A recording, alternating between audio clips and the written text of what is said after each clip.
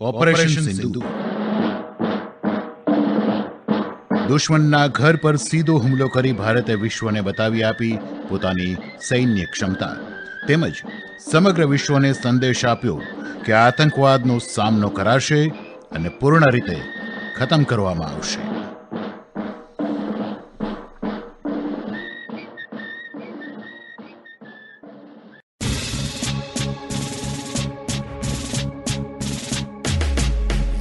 नया भारत है, हम रुकते नहीं हैं, हम झुकते नहीं हैं, जो छेड़ोगे हमें तो हम छोड़ते नहीं हैं. ये नया भारत है, हम डरते नहीं हैं.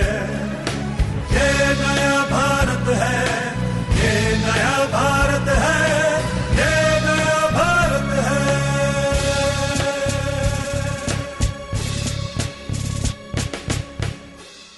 નમસ્કાર શ્રોતા મિત્રો, ધ્વનિ તરંગોની તાલ પર આપ માણી રહ્યા છો આકાશવાણીનું અમદાવાદ વડોદરા કેન્દ્ર.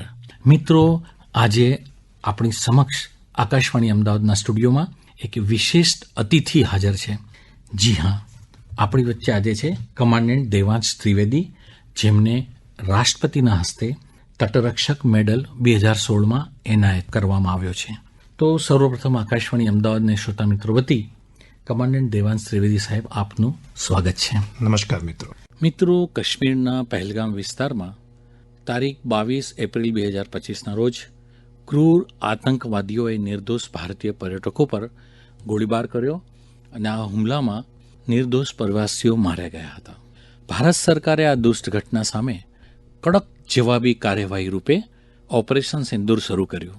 આ પગલું રાષ્ટ્રહિત, સુરક્ષા અને આતંકવાદ વિરુદ્ધ સખત નીતિના ભાગરૂપે લેવામાં આવ્યું હતું.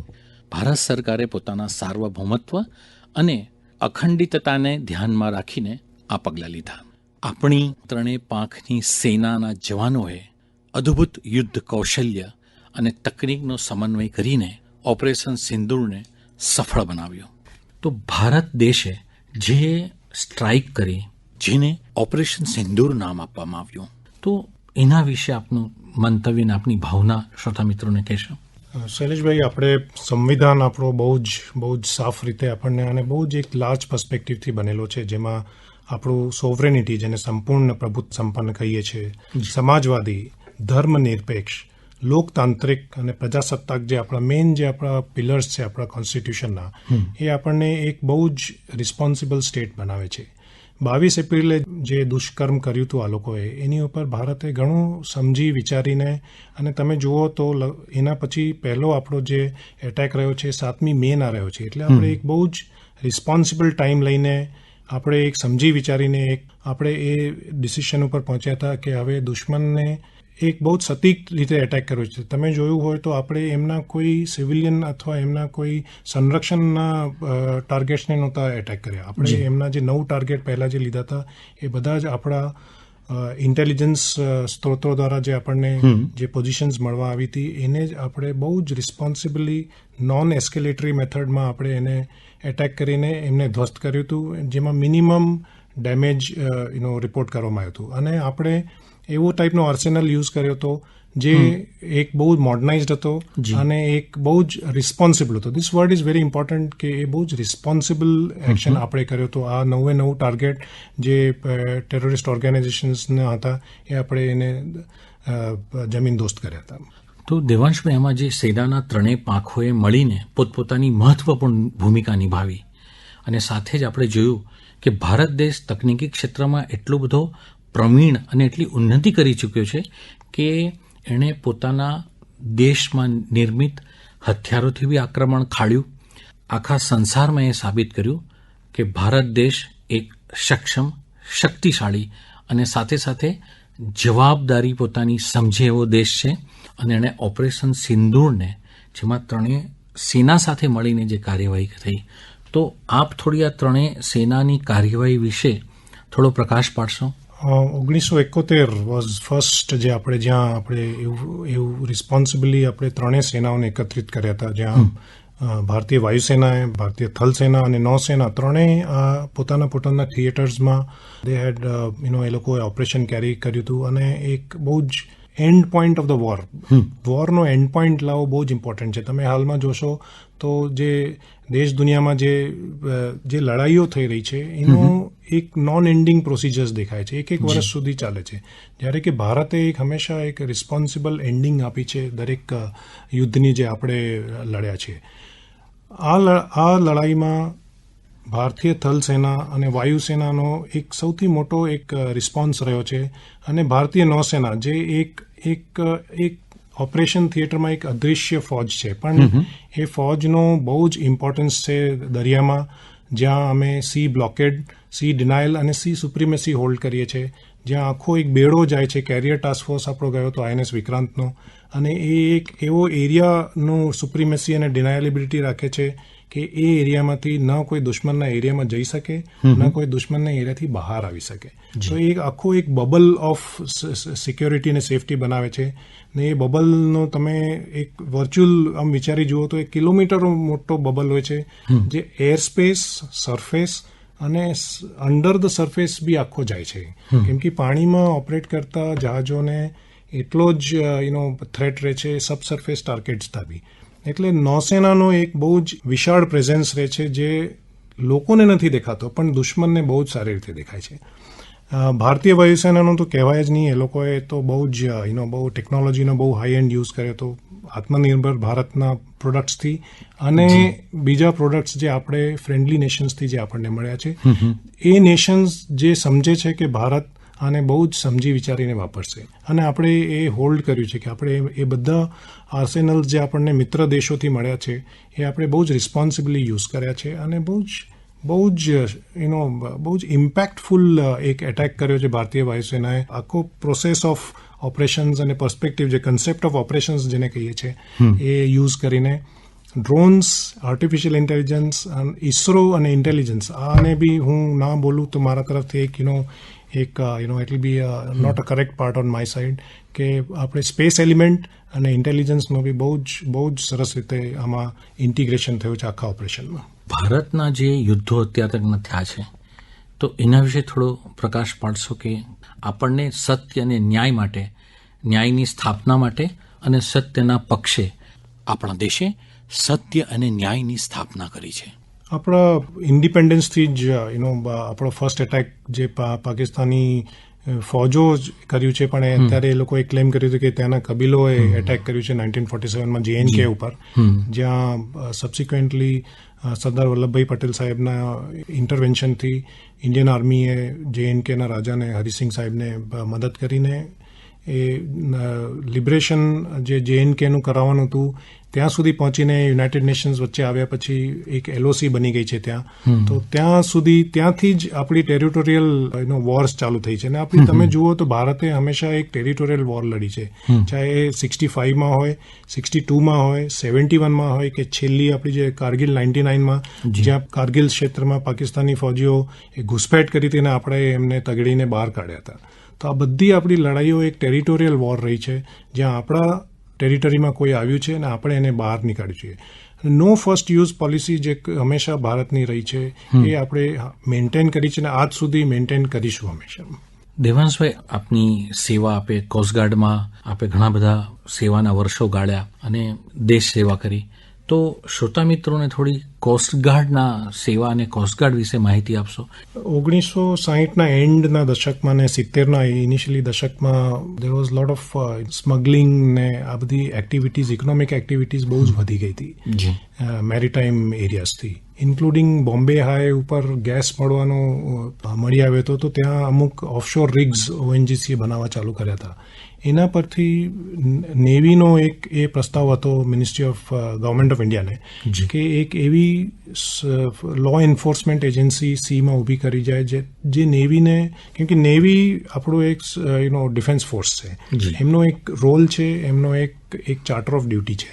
તો આ ડ્યુટીઝ માટે એમને એક એવી ફોર્સ જોતી હતી જે law enforcement, maritime law, safety, security જે દેશના પાણીમાં મેન્ટેન કરે એવી ઊભી કરવામાં આવે, which was initially agreed by the government. અને રુસ્તમજી સાહેબ જે તે ટાઈમ પર ડીજી BSF હતા, એમને આ કમિટીનો ચેરમેન બનાવવામાં આવ્યા અને વાઇસ ચીફ ત્યારે નેવલ સ્ટાફ એડમિરલ કામત હતા, એ ફર્સ્ટ મેમ્બર હતા એમના. આ કમિટીએ કોસ્ટગાર્ડ રેઝ કરવાનો આખો એક પ્રસ્તાવ સરકારને મૂક્યો અને 1978માં કોસ્ટગાર્ડ એક્ટના તહેત કોસ્ટગાર્ડ એસ્ટાબ્લિશ થઈ હતી, પણ 1977માં નેવીની 3 શિપથી કોસ્ટગાર્ડને ઇનિશિયલી રેઝ કરવામાં આવ્યું હતું અને ત્યારથી કોસ્ટગાર્ડ આજ સુધી ડેવલપ થઈને આજે દુનિયાની સૌથી one of the largest coast guard service છે, જે વેરિયસ ફેસેટ્સમાં કામ કરે છે. તો ગુજરાતમાં એનું વડું મથક ક્યાં છે ને એનું ગુજરાતમાં કેવી રીતે એ કાર્યરત હોય છે? ગુજરાતમાં ગાંધીનગર સ્થિત ઉત્તર પશ્ચિમ મુખ્યાલય છે, coast guard regional headquarters north west કહીએ છીએ અમે એને, જે 2009માં રેઝ કરવામાં આવ્યું હતું. એ પહેલા ગુજરાત ક્ષેત્ર બોમ્બેની નીચે હતા, અમારું પશ્ચિમ ક્ષેત્રમાં હતું અને ગુજરાતની જે આખી ટેરિટોરિયલ એરિયાઝ છે કે મેરીટાઈમ એરિયાઝ છે આપણા પશ્ચિમ દિશામાં પાકિસ્તાનથી જોડેલી છે, એટલે સરકારના મત પ્રમાણે એક આઇસોલેટેડ હેડક્વાર્ટર્સ અહીંયા રેઝ કર્યું હતું જે ખાલી ગુજરાતને સંભાળે છે.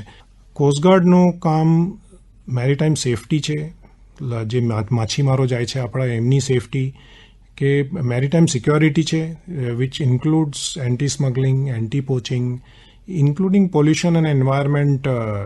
અમે લગભગ 22 મંત્રાલયોના ડિપાર્ટમેન્ટોથી ઇન્ટરેક્ટ કરીને દિવસમાં અમે કામ કરીએ છીએ અને દેટ ગિવ્સ કોસ્ટગાર્ડને એક બહુ જ મોટી ચાર્ટર ઓફ ડ્યુટી મળે છે. અને હું તમને જરૂર કહેવા માંગીશ કે ભારતનું પાણી 200 નોટિકલ માઇલ સુધી હોય છે, એટલે લગભગ 360 કિલોમીટર ઉપર જાય છે આપણા તટીય એરિયાથી. એટલે એવું જ નથી કે કોસ્ટગાર્ડ એકદમ જમીનની પાસે કામ કરે છે, પણ coast guard is well out into sea. આવા હોસ્ટાઇલ સિચ્યુએશન્સ જે હમણાં રિસેન્ટલી થઈ હતી એમાં કોસ્ટગાર્ડ કેમ કે રક્ષા મંત્રાલયના નીચે છે, એટલે અમે નેવી સાથે જોડાઈને એમના ખભેથી ખભે સાથે ચાલીએ છીએ. કોસ્ટગાર્ડનો પ્રેઝન્સ માલદીવ્સમાં પણ છે અને કોસ્ટગાર્ડની શિપો ફ્રેન્ડલી વિઝિટ્સ માટે આપણા દરેક લાઇક માઇન્ડેડ કન્ટ્રીઝ છે, સિંગાપોર છે કે સાઉથ ઇસ્ટના છે, કે જ્યાં જ્યાં આપણું ડિપ્લોમેસી એક્ઝિસ્ટ કરે છે, મિત્ર દેશો છે, ત્યાં બધે કોસ્ટગાર્ડ શિપ્સ જાય છે. તો ગુજરાતનો સમુદ્ર કિનારો બહુ લાંબો છે અને એનો અમુક ભાગ તો બહુ સંવેદનશીલ ગણાય છે, તો એને ધ્યાનમાં રાખીને આ આખી કોસ્ટગાર્ડની એક ભૂમિકા બહુ મહત્વપૂર્ણ બની રહે છે. આપના અનુભવ થોડા શ્રોતા મિત્રો સાથે વહેંચશો? હા શૈલેષભાઈ, અમે 1999માં ઓપ્સ વિજય થયું હતું, જેમાં અગેન 3 સર્વિસનો ઇન્ટિગ્રેટેડ એક એફર્ટ રહ્યો હતો, ભારતીય વાયુસેનાનો, ભારતીય થલસેનાનો અને નૌસેના બી આખા બેડા સાથે અમે અરેબિયન સીમાં સી ડિનાયલ માટે અમે એક્ઝિસ્ટિંગ હતા. ત્યારે 1992માં હું કોસ્ટગાર્ડ જોઈન કર્યું હતું. અમે નેવલ એકેડમીમાં જોઈન કરી છે. કોસ્ટગાર્ડ બી એક પોતાનો સિલેક્શન બોર્ડ છે, અમારો દિલ્હીમાં સિલેક્શન બોર્ડ છે અને એક્ઝેક્ટલી SSBના રીતે જ અમારા SSRs ટ્રેન થાય છે. DIPR છે એક DRDOના નીચે એક ડિપાર્ટમેન્ટ છે, જેના થ્રુ અમે અમારા SSRs આવે છે અને એના થ્રુ અમે સિલેક્ટ થઈને અમે ઇન્ડિયન નેવલ એકેડમીમાં સિલેક્ટ થઈને જઈએ છીએ. અને કોસ્ટગાર્ડની આખી ઇનિશિયલ ટ્રેનિંગ નેવી સાથે થાય છે, ઇન્ક્લુડિંગ સ્પેશિયલાઇઝેશન જે કોર્સિસ હોય છે એ બી ભારતીય નૌસેના જ અમને કરાવે છે. હું પોતે ગનરી અને મિસાઇલ સ્પેશિયલિસ્ટ છું અને દેટ અલાઉઝ લગભગ 13 મહિનાનો કોર્સ છે જે અમે INS દ્રોણાચાર્યમાં કરીએ છીએ. કોચીનમાં naval school of gunnery and missiles છે અને એક સેન્ટર ઓફ એક્સિલન્સ બી છે જે Cochin university of science and ટેકનોલોજીની નીચે છે. આ સ્પેશિયલાઇઝેશન સાથે હું મારી આખી જિંદગી મેં આ ડિપાર્ટમેન્ટમાં કામ કર્યું છે. ગનરી એક ઓપરેશનલ બ્રાન્ચ છે, એટલે ઓપરેશન્સમાં જ રહ્યો છું આખી જિંદગીમાં અને 2022માં હું રિટાયર થઈને ઘર પાછો અમદાવાદ ફર્યો છું. વાહ, દીર્ઘકાલીન સર્વિસ આપે દેશ માટે કાર્ય કર્યું. દેવાંશભાઈ, આપ શ્રોતા મિત્રોને સંદેશ તમારા તરફથી આપો. ભારતીય સેનાઓ જે હવે આપણે બ્રીફિંગમાં બી જોયું હતું, એવરી બ્રીફિંગમાં હંમેશા એ કહેવામાં આવ્યું છે કે Indian armed forces. Indian arm forces એક એવું ઇન્સ્ટિટ્યુશન છે આજે બી જે ડિસિપ્લિન, સ્ટ્રિક્ટનેસ અને ડિસિપ્લિન બે જુદી વસ્તુ છે Shaileshbhai. To be a strict person is different and to be a disciplined person is very disciplined. તો મારે એટલું જ કહેવું છે કે discipline is very important in life. Discipline સૌથી પહેલાં સમયથી ચાલુ થાય છે. સમય જે માણસ મેન્ટેન કરી શકે છે, આઈ થિંક સો ડિસિપ્લિન ત્યાંથી જ ચાલુ થઈ જાય છે. તો મારે મારા શ્રોતા મિત્રોને એ જ કહેવું છે કે ડિસિપ્લિન ઇઝ અ ડ્રિલ. અને અમે હું સિન્સ ગનરી સ્પેશિયલિસ્ટ છું, તમારા ત્યાં બહુ મોટા અક્ષરે લખ્યું છે કે drill is the bedrock of discipline. તમે કોઈ બી વસ્તુનો ડ્રિલ કરો, પ્રેક્ટિસ કરો અને એને પછી અજમાવો તો more you sweat in peace, less you bleed in war. વાહ, ખરેખર બહુ સરસ સંદેશ આપે. ખાસ કરીને જે યુવા શ્રોતા મિત્રો સાંભળી રહ્યા છે એને બહુ જ કામ લાગશે. કમાન્ડન્ટ દેવાંશ ત્રિવેદી, સમય કાઢીને આકાશવાણીના સ્ટુડિયોમાં આવવા બદલ આપનો ઘણો જ આભાર. નમસ્કાર. જય હિન્દ. ઓપરેશન સિંદૂર. ભારતે સાબિત કરી બતાવ્યું કે પોતાની રક્ષા કરવા માટે કોઈ અન્યની પરવાનગીની તેને જરૂર નથી. અગાઉના સંઘર્ષો કરતા વિરુદ્ધ આ વખતે વૈશ્વિક નેતાઓ અને વિશ્વના રાષ્ટ્રોએ ભારતની સરાહના કરી અને તેની સૈન્ય તાકાતને વખાણી.